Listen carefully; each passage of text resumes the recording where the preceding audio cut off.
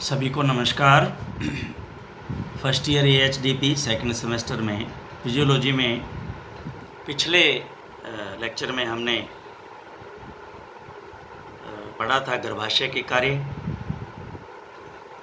और अब हम जो है सर्विक्स के कार्य पढ़ेंगे। गर्भाशय सर्विक्स, जो गर्भाशय है, यूट्रस की ओपनिंग जो है वो सर्विक्स है, ये आपको पता ही है।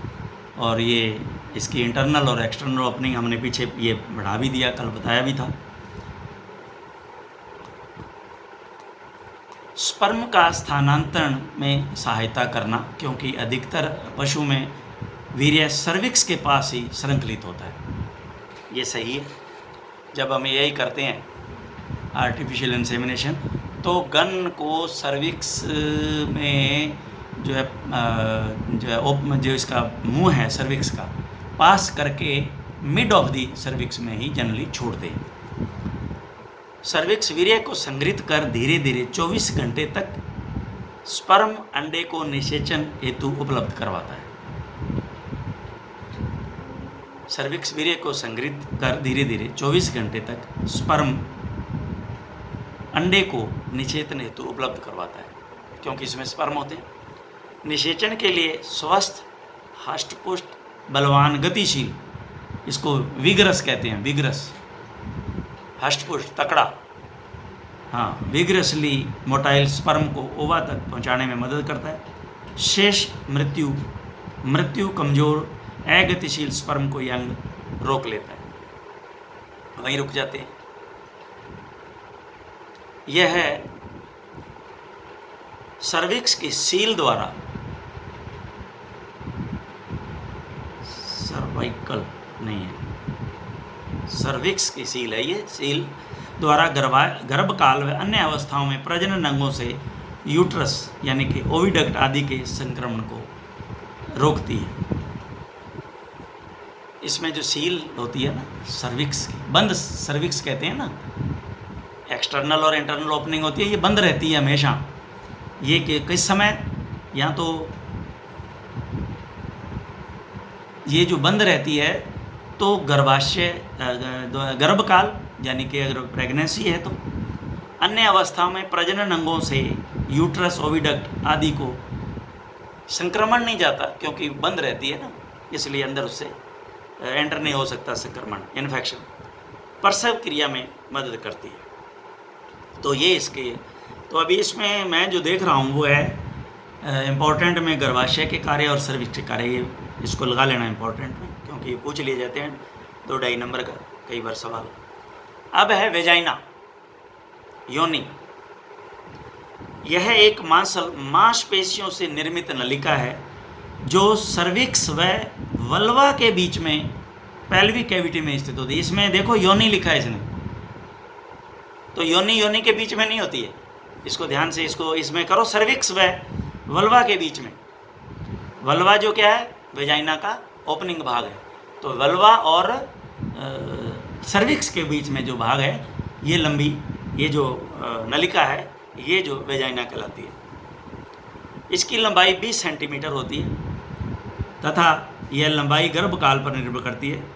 इसके नीचे मूत्राशय व ऊपर रेक्टम होता है। ये आपको फील करवाएंगे जब पीडी करवाएंगे प्रेगनेंसी डायग्नोसिस, तो ये आप फील करोगे सेकेंड ईयर में, जब आप हाथ अंदर स्लीव चढ़ाने के बाद में लेके जाते हो, तो वहाँ क्या होता है कि नीचे आपको थैलीनुमा स्ट्रक्चर होता है, जिस वो जो है यूरिनरी ब्लैडर है, वो उसमें पेशाब है, तो वो भी ऐसा ही लगेगा जैसे यूट्रस में बच्चा होता है। तो उसको हम बताएंगे कि ये और ये बच्चे में डिफरेंस होता है। और ऊपर जो है इसके रेक्टम होता है, जिसमें आप हाथ जो है वो डाल करके इसको चेक करते हो। तो ये बता रहा है कि ऊपर उसके इसके नीचे मूत्राशय व ऊपर रेक्टम होता है।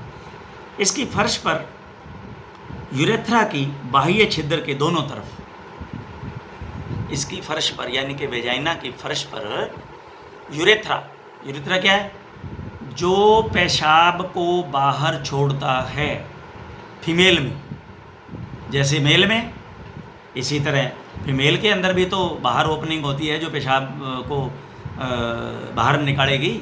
वो जो यूरेथ्रा है उसके बाह्य छिद्र के दोनों तरफ दो छोटी छोटी कैनाल्स ऑफ गार्टनर होती हैं, कैनाल्स ऑफ गार्टनर होती हैं।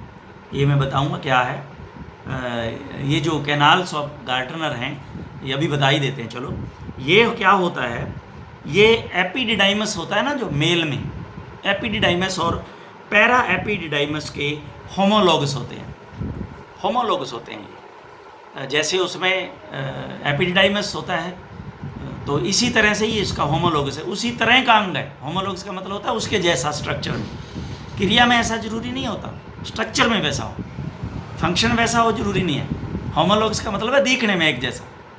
तो ये एक उसका होमोलॉगस पार्ट होता है। तो इसमें गार्टनर्स डक्ट भी कहते हैं इनको, डक्ट्स होती हैं। तो जो यूरेथ्रा के दोनों तरफ जो है वो ओरिफिस के दोनों तरफ होती हैं कैनाल्स ऑफ गार्टनर्स, ये खुलती हैं। योनि वेजाइना प्रघाण यानी कि वेस्टिबुलस से एक झिल्ली द्वारा, अभी देखिए वेस्टिबुलस, वेजाइना, वेस्टिबुलस, वेस्टिबुलस कहते हैं ओपनिंग ऑफ द वेजाइना। ध्यान से सुनना इसको। वेस्टिबुलस क्या है, वेजाइना की भी ओपनिंग है। ओपनिंग यानी कि लिप्स से पहले अंदर एक ओपनिंग है। ये तो लिप्स हैं बाहर जो दिख रहे हैं ना, लिप्स होते हैं वेजाइना लिप्स। इसके अंदर एक ओपनिंग और होती है वेजाइना की। वेजाइना उसको जो हम वेस्टिबुलस कहते हैं। वेस्टिबुलस से एक झिल्ली द्वारा अलग होती है जिसे प्रधान योनि छंद या हाइमन कहते हैं।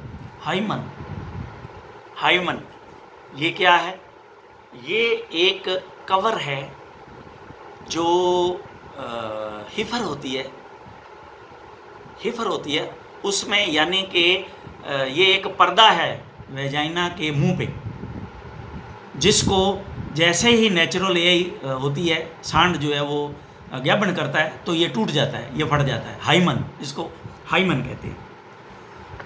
हाइमन कहते हैं, झिल्ली द्वारा अलग होती है जिसे प्रधान योनि यानी कि हाइमन कहते हैं। योनि मादा का सहवास का विशेष अंग है। योनि की आंतरिक परत म्यूकस को स्रावित करती है। योनि संभोग के समय नर का शिशन पेनिस को ग्रहण करती है तथा प्रसव के दौरान बच्चे के लिए जन्म नलिका बर्थ कैनाल का काम भी करती है। अब इसमें घोड़ी की योनि, यह आकार में गाय से छोटी तरह, इसकी दीवारें पतली, इसकी लंबाई 18 सेंटीमीटर, उसकी 20 सेंटीमीटर, बीच में यह गाय की अपेक्षा लंबी होती है और इसमें कैनाल्स ऑफ गार्टनर नहीं होती, जो मैंने ऊपर समझा दिया क्या होती हैं canals of Gartner. Sorry swine, इनकी योनि 5-6 सेंटीमीटर लंबी होती है, इसके कार्य योनि। यह मादा का संभोगी अंग है जहाँ नर पशु वीर्य को संकलित करता है, करता है, वीर्य के संग्रहण में मदद करती है। प्रसव के समय नवजात को बाहर निकाल ले तो मार्ग उपलब्ध कराती है। इसकी मांसपेशियां संकुचन कर नर की जनन इच्छा को पूर्ण करती है तथा स्पर्म के स्थानांतरण में सहायता करती है। नर पशु की सहायक ग्रंथियों के स्त्रावों का अवशोषण करती है। सहायक ग्रंथियां जो है वो ये जो है यहाँ पे स्त्राव जो है वो नर पशु द्वारा जो जितनी ग्रंथियों का आया है वो सारा का सारा ये अवशोषण कर लेती हैं। ताव के दौरान म्यूकस बाहर निकलने में मदद करती है। पीएच को बनाए रखती है ताकि स्पर्म को किसी प्रकार की हानि नहीं हो।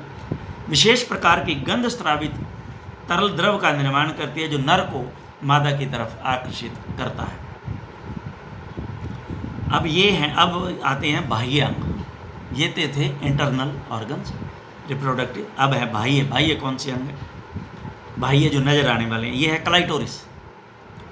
यह मादा में, अभी इसको अंडरलाइन कर लेना, पेनिस का अवशेष है, नर के पेनिस का ये अवशेष है क्लाइटोरिस।